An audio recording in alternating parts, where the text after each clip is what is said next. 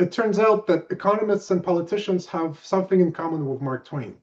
They both love a good story, but it was politicians who managed to turn a basic story of supply and demand into pure fiction. I want to talk about the famous aphorism that's attributed to Mark Twain. History doesn't repeat itself, but it often rhymes. And yet, despite the fact that this quote has cultural ubiquity, there is no written record of Twain using these words. What he actually wrote in his 1874 novel, The Gilded Age, captures this idea in a more nuanced way. History never repeats itself, but the kaleidoscopic combinations of the pictured present often seems to be constructed out of broken fragments of antique legend. I'm a mathematical nerd, so this idea also came to me in a different way. I like to call eigenvectors of history. Certain modes of behavior that are recurring themes of human behavior, especially if we're talking about specific circumstances or specific areas, like geographies. Now, just as a complex musical melody is built from this finite set of fundamental notes, so we could, to a good approximation, interpret historical events by combinations and rearrangements of recognizable previously seen patterns.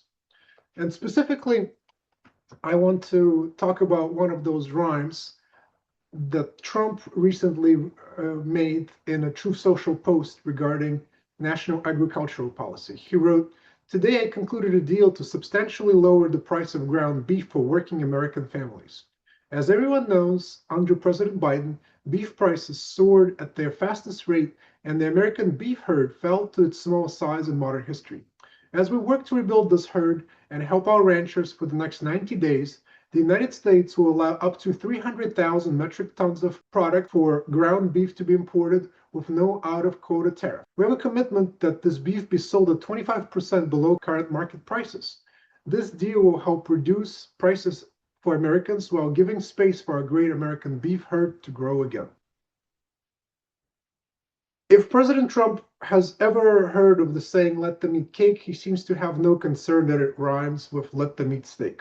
Of course, we're not trying to directly compare President Trump to the fate of Louis XVI after the French Revolution, although there are some similarities. Both have depleted the treasury due to military adventures. Louis famously paid to fight the British to help US revolutionary cause. Trump is engaged in military conflicts in Ukraine, Middle East, Iran. And of course, they share a penchant for palaces. Louis XVI was famously the last king to spend much time in Palace de Versailles. Trump is enamored by his ballroom. Trump is asking the United States Supreme Court to intervene on his behalf so his favorite ballroom can continue the construction. Because according to his post, that's precisely what the US military has been lacking. I mentioned eigenvector analysis. It's just predicated on observations of history rhymes. Same situation, similar solution. In this instance, the solution discovered by French peasants rhymes with obscene and gasoline. You can guess what I'm thinking about. Now, hopefully these analogies do not apply in anything other than the political sense. Trump is putting a twist on an old age historical mode of having your cake and eating it too. Sadly, he didn't seem to think it through. It's unclear what his expectation was, that consumers would come to the grocery store and observe, wow, filet mignon is now only $25 instead of $32 per pound, praise be to Trump. And as soon as farmers heard of this move, they expressed their dislike. This is a 90-day manipulation. And as I mentioned, the ranchers, the cattle ranchers, absolutely hate it.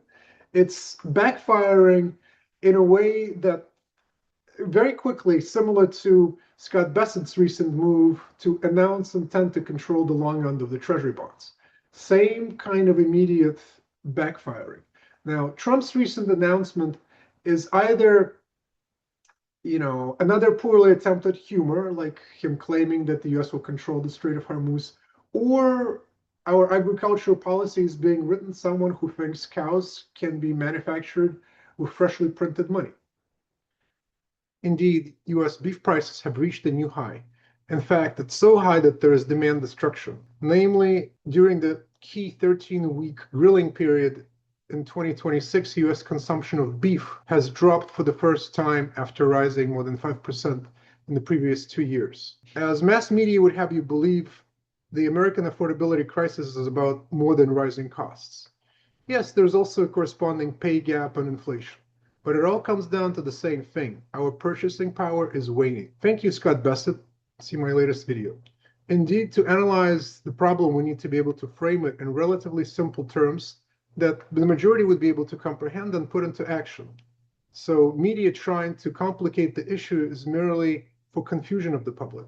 They're about as helpful as the president messing with the markets, hoping to help the US beef herd, but having the opposite effect. For consumers, this short-lived reprieve for 90 days, which goes just past midterm elections, is not even going to be noticeable. Even if consumers save a few dollars on beef, the increasing cost of diesel, which is now averaging almost $200 per barrel, compare that with only about $92 of oil per barrel. And it's diesel that's required to transport all the produce, and that means the total balance paid is unlikely to come down. In fact, inflation is spiking, so tariff-free beef is not going to make a difference. Trump's proposed move is a masterclass of economic contradiction. The fundamental laws of supply and demand do not pause for his political convenience. If the goal is to encourage domestic ranchers to rebuild a depleted herd, you do not flood the market with 300,000 tons of foreign beef that's priced 25% below market rate. It's unclear how undercutting local producers, destroying their profit margin required to fund the next level of expansion for domestic territory, is internally consistent. Here's the note that National Cattlemen's Beef Association immediately put out. We did not ask for this, and undercutting us with inferior foreign products does nothing to create market confidence or encourage rebuilding the herd. Hardly surprising, and yet President Trump, just like Bassett, decided to make this move. This reminds me of another joke that I want to finish with. This is kind of a punchline that Karl Marx added to Mark Twain's observation. History repeats itself, first as tragedy, then as farce. 2 years ago, Denmark introduced the world's first agricultural carbon tax on livestock emissions, a levy on bovine gas. So while American trade policies squeezing domestic beef from the front, the European climate policy taxes it from the rear. And so it looks like Western leadership on both sides of the Atlantic has created the smoothest, most seamless transition from tragedy to farce.